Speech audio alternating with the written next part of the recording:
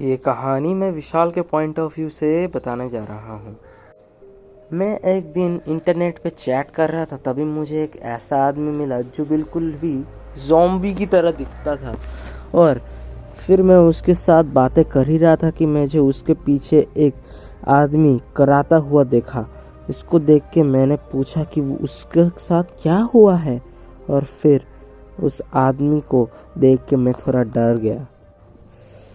फिर मैंने सोचा कि मैं इस चैट को बंद ही कर देता हूँ। तभी उस आदमी ने मुझे बताया कि अभी चैट बंद मत करना, नहीं तो तुम्हारे साथ बहुत ही बुरा हो सकता है।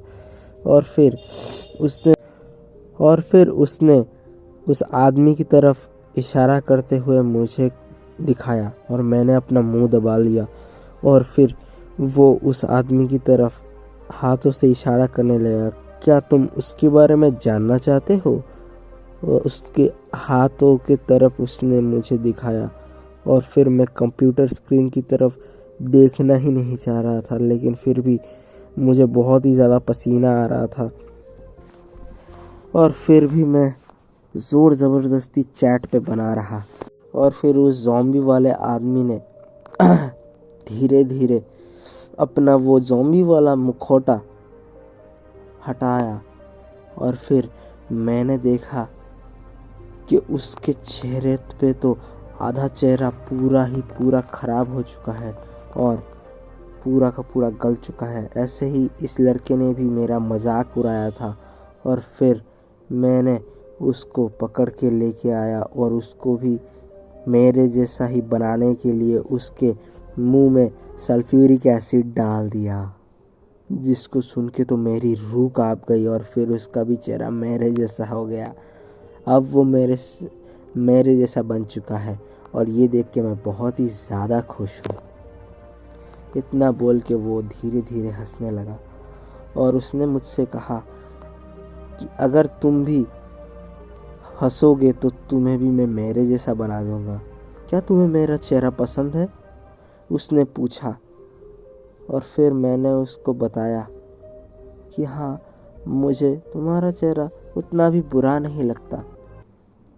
और उसने मुझे एक एड्रेस दिखाया और इस पते पे आने के लिए मुझे मजबूर किया, लेकिन मैंने साफ साफ कह दिया कि मैं वहाँ पे नहीं आ सकता, मुझे इन चीज़ों में नहीं पड़ना है।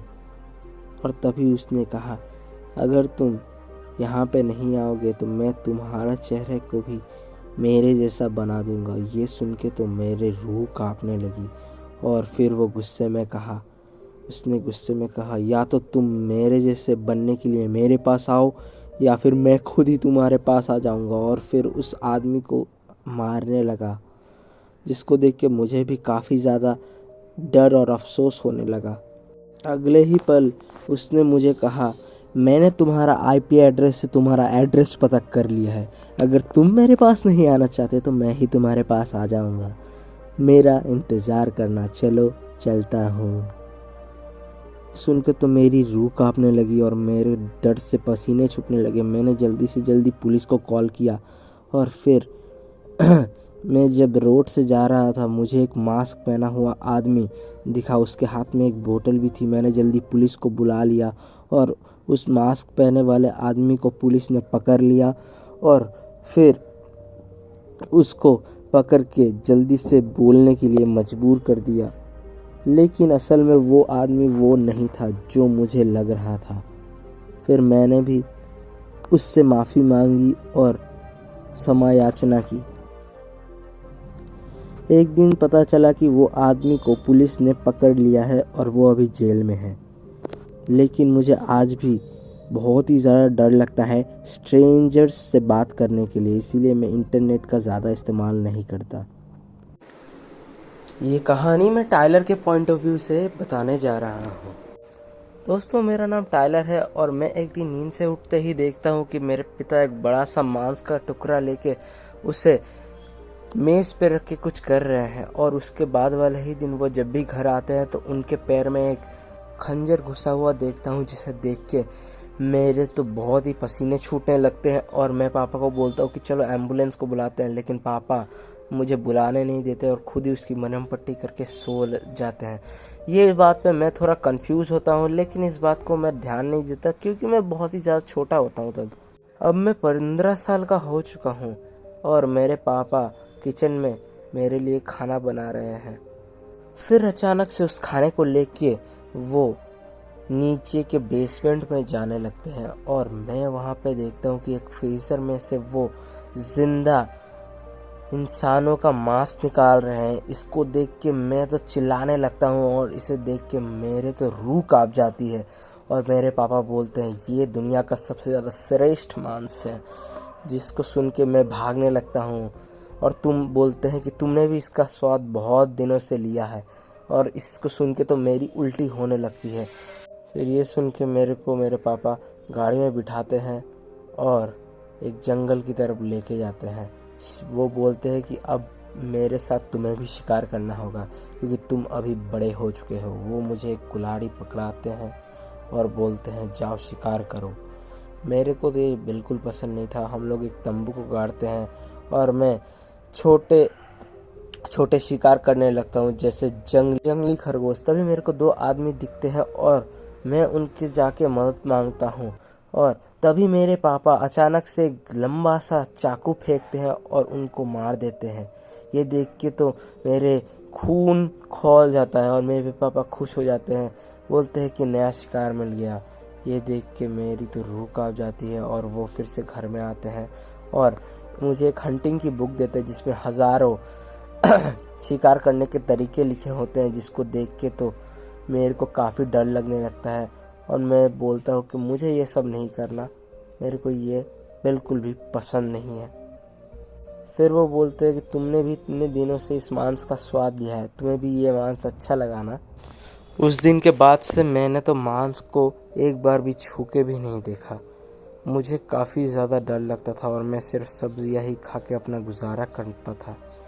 मुझे खुद से घिन होने लगी थी कि मैं इतने दिनों से ये मांस कैसे खा सकता हूँ। एक दिन जब मैं पापा के पास गया तब पापा अचानक से गिरने लगे और ये देख के मैं बहुत ही ज़्यादा डर गया और देखा कि पीछे एक आदमी है जो मेरे ऊपर तीर कमान ताने खड़ा है और उसने मेरे ऊपर हमला करते ही उसने कहा कि तुम्हारे पापा ने मेरे दोस्त को मार दिया है, अब मैं तुम्हें मारूंगा। फिर मैंने अचानक से उस बुक में लिखी हुई कलाओं का इस्तेमाल करके उसको मार के गिरा दिया और फिर मैंने पुलिस को कॉल कर दिया। मुझे पता चल गया था कि इस आदमी ने ही मेरे पापा को मारा है।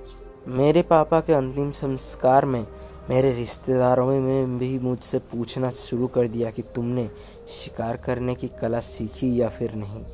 ये सुन के मैं वहाँ से धीरे धीरे भागने लगा और मैं एक ऐसी जगह पे आके बस गया जहाँ पे मेरे को कोई नहीं जानता है और ना तो मुझे ये शिकार करने में कोई भी इंटरेस्ट है और मुझे तो इन सब चीज़ों से अभी डर ही लगने लगा है। इसीलिए मैं अभी एक दूसरी जगह पे रहता हूँ जहाँ पे मुझे कोई भी नहीं जानता और मैं यहाँ पे आराम से अपनी ज़िंदगी को बिताना चाहता हूँ अपने पापा की यादों के साथ। लेकिन मुझे आज भी वो सब चीज़ें सोच कर डर लगता है जो मेरे पापा ने पहले की थी। ये कहानी मैं समीर के पॉइंट ऑफ व्यू से बताने जा रहा हूँ।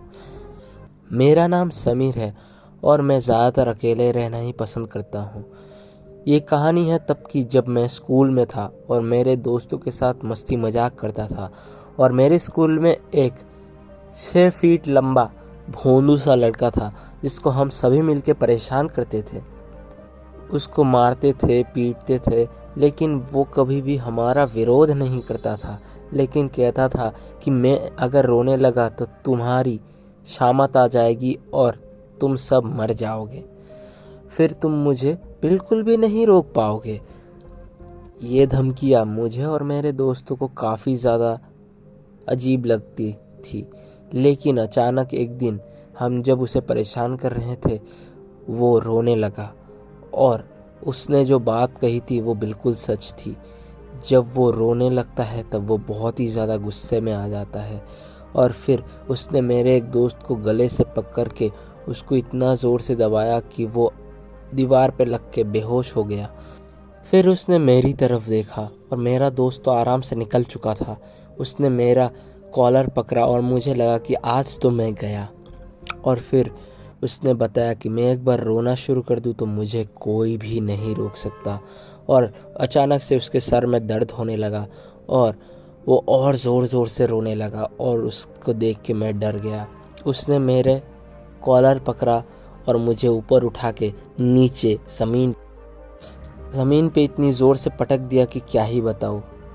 उसके बाद मेरे उस दोस्त ने पुलिस को जल्दी से जल्दी कॉल किया और पुलिस को बुलाने लगा, लेकिन वो कहाँ रुकने वाला था और वो मेरे ऊपर मुक्के की बारिश करने लगा और मुक्के पे मुक्का चलाने लगा। मेरी हालत ख़राब हो चुकी थी और मैं बहुत ही ज़्यादा लाचार हो गया था। कुछ देर बाद कुछ पुलिस वाले आए और उसके ऊपर एक शॉटगन से फायर करने की कोशिश की, लेकिन उसके गुस्से के सामने कोई नहीं टिक पाया और पुलिस वाले को ही उसने एक धक्के से दीवार पे जाके पटक दिया। और फिर जब पुलिस वाले ने एक रिवॉल्वर से शूट किया तब वो जाके बेहोश हो गया और गिर गया। और पुलिस वालों ने जब उसे चेक किया तब वो जिंदा था और ये देख के सभी लोग उसको हॉस्पिटल में ले जाने लगे। उस दिन से मैं दूसरों को बुली करना तो क्या, मैं एक घर में चुपचाप बैठा रहता हूँ, किसी से ना बात करता हूँ ना ज़्यादा किसी से मिलता हूँ। आज भी अगर मैं किसी को रोता हुआ देखता हूँ तो मैं उसको छोड़ के वहीं से भागने लगता हूँ। एक दिन मेरे गर्लफ्रेंड भी रोते हुए मेरे पास आई तो मैं उसको छोड़ के भाग गया। मैं जब भी किसी को रोते हुए देखता हूँ तो मुझे उसी दिन की याद आती है जो मैं याद करना नहीं चाहता।